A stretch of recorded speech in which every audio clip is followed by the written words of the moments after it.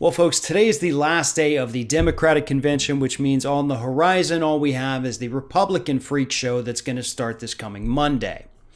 And we all know, we've seen the lineup. We know what kind of weirdos are going to be there.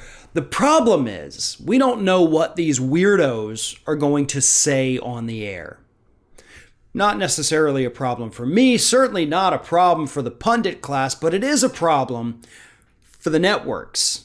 You see, the networks have to be careful what they show and what people hear from the things that they show.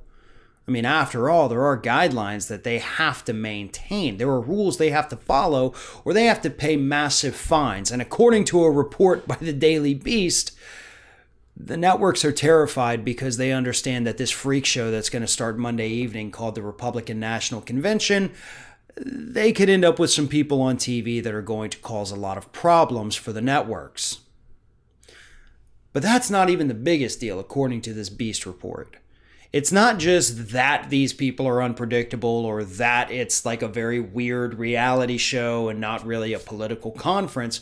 What they're more concerned about is the fact that Republicans announced that every night is going to be about Donald Trump, and I think Trump is supposed to speak every night. And the networks are worried that that is going to kill their ratings.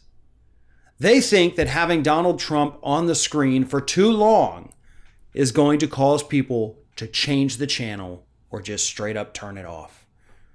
They understand, finally, that the American public doesn't want to see Donald Trump on their TVs as much as Donald Trump wants to be on our TVs.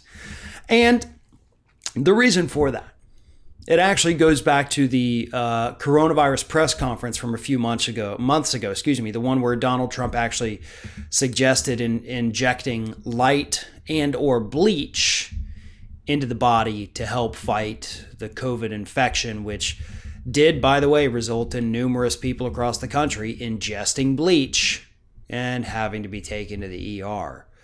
Networks don't want to run into another situation like that because they don't know what they can expect from Trump.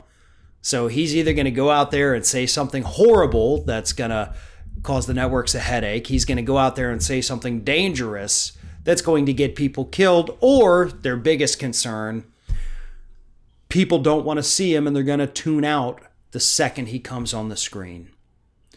See, what it is, I always like to compare Trump to the Macarena, right? The average person out there thought it was fun and interesting at first, if not a little annoying, but still, they heard it, and they got sick of it.